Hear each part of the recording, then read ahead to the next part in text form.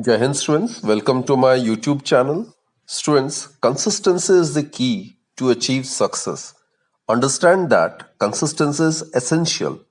Nothing can ever be achieved without consistent approach. So students, now presently you need to be consistent towards your studies. With that positive note, students, let's begin today's session. Today we are going to discuss about the angular momentum of a particle. It's a term, or rather it's a physical quantity which plays the same role in rotational motion as linear momentum does in the translatory motion. So basically, angular momentum is the rotational analog of momentum, right? And this quantity is a measure of the twisting or the turning effect associated with the momentum of the particle. So, the moment of linear momentum is known as angular momentum. As was discussed earlier, the moment of force is known as torque. Similarly, the moment of linear momentum is known as angular momentum, right?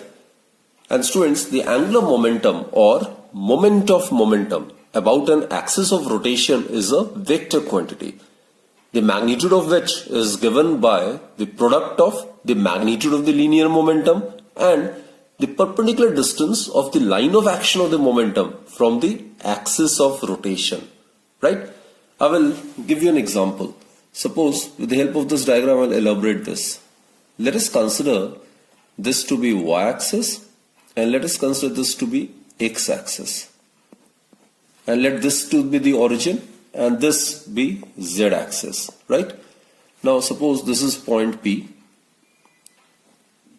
and over here the momentum is suppose acting along this direction and this is the line of action of the momentum. Let us consider this to be the line of action of the momentum, right?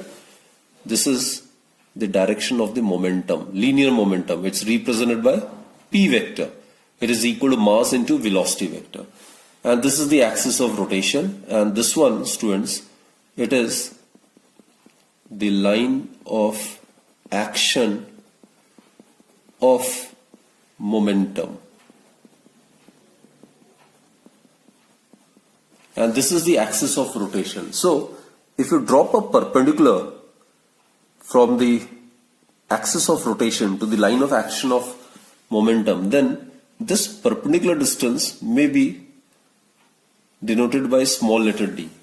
In that case, students, as I've stated, the angular momentum, which is represented by capital letter L, is given by the product of the magnitude of the linear momentum and the perpendicular distance of the line of action of the linear momentum from the axis of rotation. So this is the expression for the angular momentum. So angular momentum is represented by capital letter L and it is given by the product of P and D. P is the linear momentum which is equal to mass into velocity of the body, and D, as it's pretty evident from this diagram, it is the perpendicular distance of the line of action of the momentum from the axis of rotation, right? Now let's concentrate on its SI unit then. SI unit is, now look students, linear momentum is mass into velocity. Mass is kg, velocity is meter per second multiplied by distance. It is also measured in meters. So what we get is kg meter square per second, right? Therefore, the dimensional formula of momentum is, the dimensional formula for angular momentum is, it will be m L2 t to the power minus 1. Clear, students? So its dimensional formula is mL2 t to the power minus 1. SI unit is kg meter square per second. CGS unit obviously would be gram centimeter square per second. And students, it is actually a vector quantity. The angular momentum of a particle P with respect to the origin is given by, suppose this is the position vector. This is the position vector r vector. In terms of the vector notation, the angular momentum is given by r vector cross P vector. This is the position vector and this is the linear momentum. So angular momentum being the cross product of two vector quantities, it is itself a vector quantity, right? And the direction of L vector, which is the angular momentum, is obtained by applying right hand rule for the vector product of two vectors, right students? So angular momentum in the vector notation is given by R vector cross P vector. We'll mathematically verify this particular expression. We'll mathematically prove it. So by using the properties of the vector product, we can safely conclude that the direction of L vector must be perpendicular to the plane containing R vector as well as P vector. That is, it is perpendicular to R vector as well as angular momentum must be perpendicular to the linear momentum vector. So angular momentum acts in a direction perpendicular to the plane containing R vector and P vector. This is R vector. This is the increasing direction of R vector. R cross P, the angle is to be measured along this direction. This is the orientation. Let it consider to be phi. So now use right hand rule, isn't it? So in that case, the rest of the finger should curl along the direction of orientation of the angle. So in that case, thumb will represent the direction of resultant of the two vectors, which in this case is L vector. So in this case, L vector is directed along Z axis. Z axis is along this direction, isn't it? So the direction of L vector is always along the axis of rotation. So the direction of L vector is along OZ, that is axis of rotation of the body. Axis of rotation of the body. Right students? So basically, if we consider this to be R vector, this to be P vector, so R cross P, so angle is to be measured from R to P like this. This is considered to be phi. In that case, if we apply this rule, so it will be given by this. This is L vector. So it is perpendicular both P vector as well as it is perpendicular to R vector. So it is R vector cross P vector. Clear students? Let us find out the expression for angular momentum in Cartesian coordinate system. So for that students, let us consider a particle, say of mass m, moving in the xy plane in a general manner. The motion may not necessarily be circular, right? Suppose a force F vector is applied on the particle. This applied force will bring about a rate of change of momentum in accordance with the Newton's second law of motion, right? So in component form students, if you consider the x and the y component, so in the component form, what we get is the component of force along the x direction. It would be given by the time rate change in the linear momentum along the x direction, right?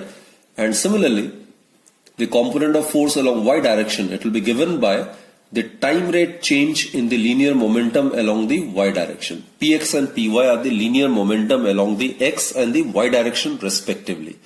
Clear students? Now we are aware that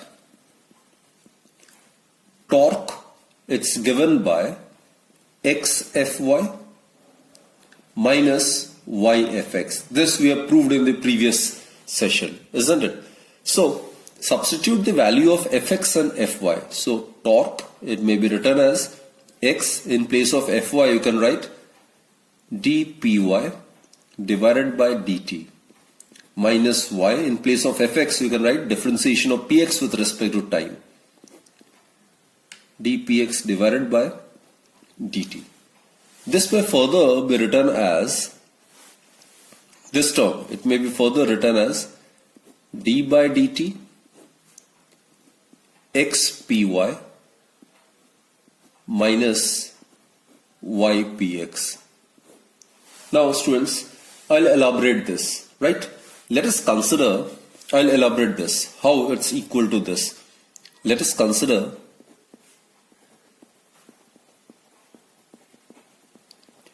this term, d by dt of xpy minus ypx. So it will be equal to differentiation of xpy minus differentiation of ypx with respect to time. Now both are variable, students, isn't it? So we will make use of product rule. First function into differentiation of second plus second function differentiation of first. So what we get is first function, suppose x, it will give us dpy by dt plus second function into differentiation of first function. Similarly, let's apply product rule over here. So what we get is first function is y and suppose px be the second function. So it is y into differentiation of the second function, right? It is px plus px into differentiation of y. So it can be written as x dpy by dt plus py into dx by dt. This is the velocity along the x direction, right? Minus, if you open the bracket, what we get is y dpx by dt plus minus, it will give us minus px dy by dt is the velocity along the y direction. This will further give us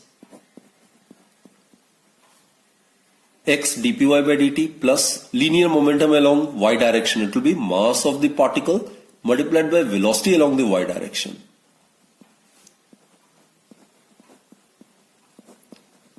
Similarly, this is the momentum along the x direction. It will be mass of the particle multiplied by velocity along the x direction. Now students, plus mvy vx minus mvy vx, this two will get cancelled. So we'll be left with x dpy by dt minus y dpx by dt. So that is why x dpy by dt minus y dpx by dt can be written as differentiation of xpy minus ypx. Now I hope students you are fully convinced, isn't it? This is the mathematical justification of this particular step.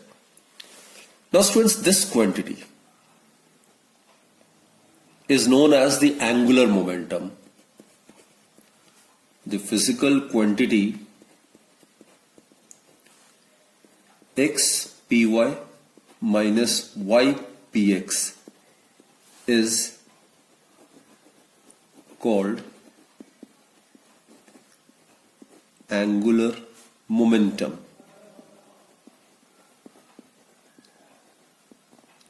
And it is denoted by capital letter L. Angular momentum is denoted by capital letter L. So, tau is equal to dl by dt. So, torque is given by the time rate change in the angular momentum of the body. So, students, the time rate change of the angular momentum of a body is equal to the applied torque. Now, try to understand the concept. This physical quantity, which is known as angular momentum, plays the same role in the rotational motion as linear momentum does in the translatory motion, isn't it? Compare these two equations, isn't it? Time rate change in the linear momentum is force. Time rate change in the angular momentum is torque. Torque plays the same role in rotational motion as force does in the translatory motion. Similarly, angular momentum plays the same role in the rotational motion as linear momentum does in the translatory motion. So students, this term xpy minus ypx, the time rate change of this quantity gives us torque in the similar manner as time rate change of linear momentum gives us force in the translatory motion. So this physical quantity is known as angular momentum. So therefore students, angular momentum associated with a particle moving in the xy plane. It's given by x py. Py is the linear momentum of the particle along the y direction minus y px. Px is the component of the linear momentum of the particle along the x direction. So this is the expression for the angular momentum.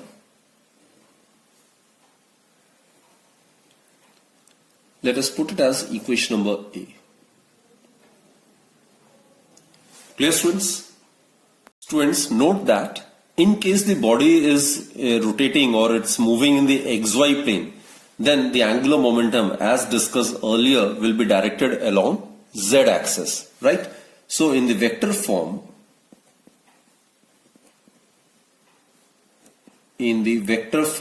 the angular momentum, the time rate change in the angular momentum is equal to the applied torque. Therefore, in the vector form, it may be represented like this. Tau vector, it's equal to dl vector divided by dt. This is the differential coefficient of angular momentum with respect to time, which is the time rate change in the angular momentum is equal to the applied torque. Now let us try to find out the expression for the angular momentum in polar coordinate system. So for that, student, we are already aware, this we have already proved, angular momentum of a particle moving in the xy plane about z axis. It's given by L is equal to x py minus y px, right? We have considered this to be equation A.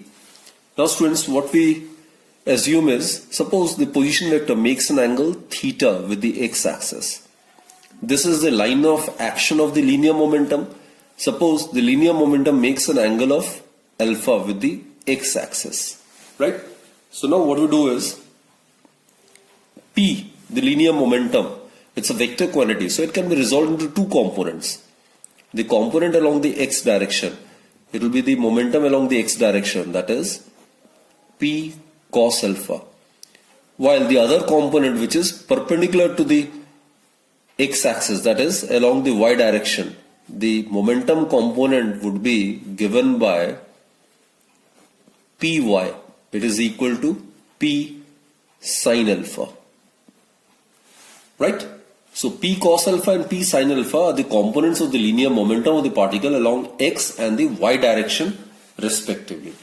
We have considered the coordinates of point P to be x and y.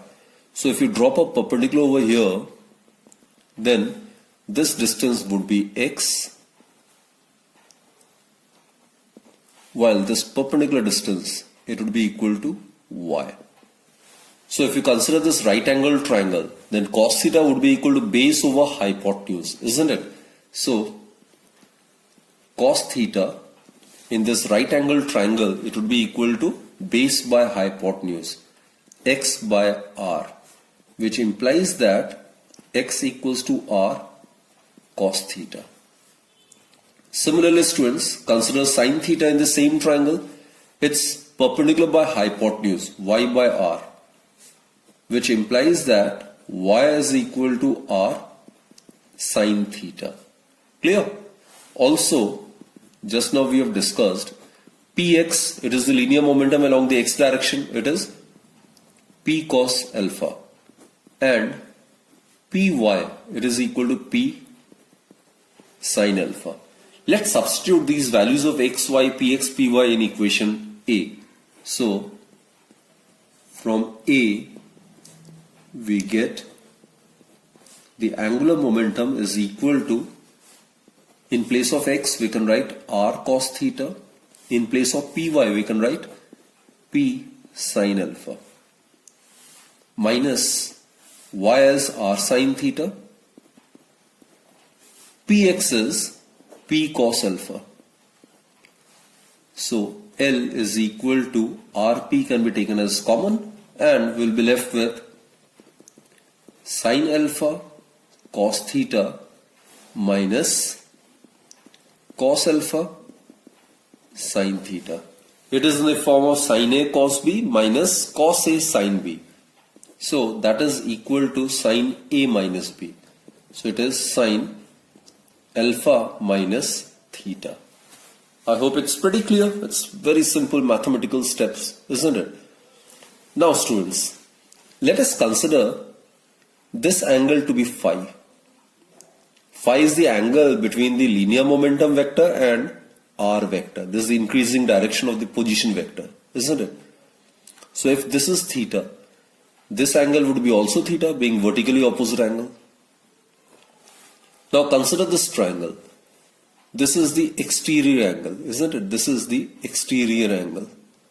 Now we are aware, as per the exterior angle theorem, the exterior angle of a triangle is equal to the sum of the opposite interior angles. That is, applying exterior angle theorem, we get exterior angle is equal to the sum of the opposite interior angles. That is, alpha minus theta, it can be written as phi. Phi is the angle between the linear momentum vector and the position vector or the radius vector, right? So what we get is L, it would be equal to R P sine phi. So this is, students, the second important expression for the angular momentum. It is equal to R P sine phi. And in the vector form, this angular momentum, it may be written in the form of cross product of r vector and p vector. This is the cross product or the vector product, right? And phi is the angle between the position vector and the linear momentum vector. So in vector notation, the angular momentum is given by the cross product or the vector product of r vector and p vector. This is the third equation for the angular momentum. Now concentrate on this diagram again. Here what we will do is, we will resolve p vector into two components, one along the increasing direction of the position vector and the other perpendicular to it, right? So let's resolve the linear momentum along this direction, which is along the direction of the position vector. This component of the linear momentum is known as the radial component of the linear momentum, PR, and it is P cos phi. Phi is the angle which the linear momentum makes with the position vector or the radius vector, right students? And the other component of P vector would be perpendicular to the position vector. It will be along this direction. It will be perpendicular to the position vector. It is perpendicular to the position vector.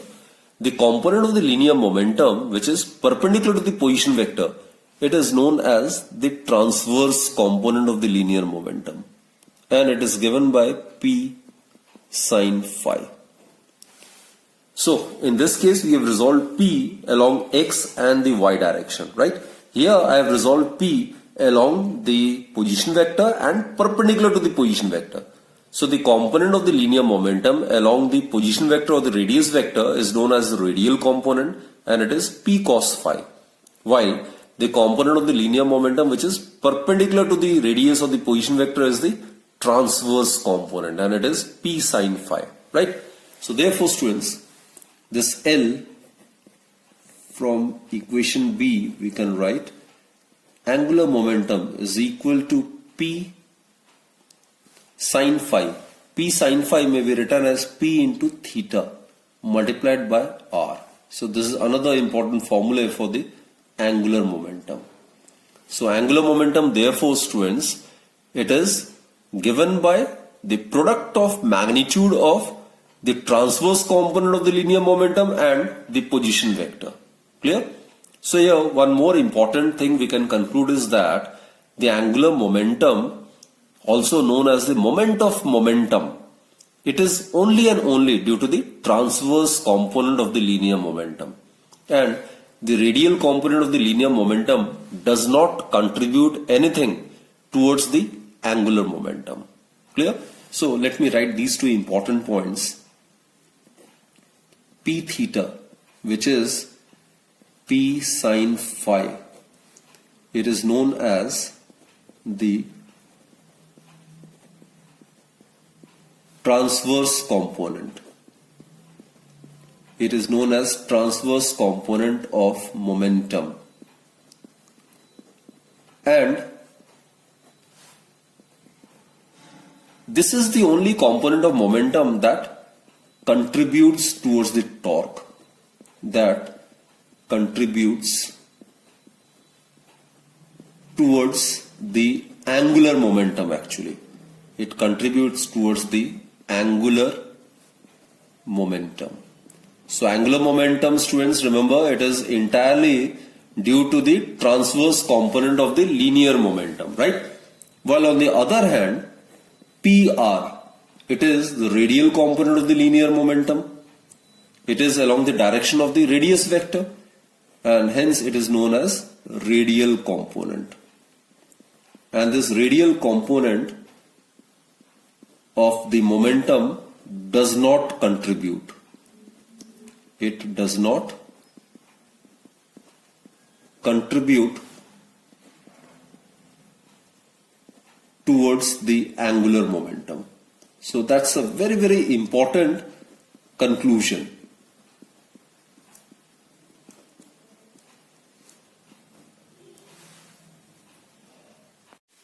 Let D be the perpendicular distance of the line of action of the linear momentum from the axis of rotation. So now students, this being a right angled triangle, this is a right angled triangle. Consider sine phi. Now sine phi would be perpendicular by hypotenuse. So it is equal to D by R, or R sine phi, it may be written as D. D, as I have stated, it is the perpendicular distance of the line of action of the linear momentum from the axis of rotation. So students, from equation B, in place of R sine phi, we can write D. Therefore,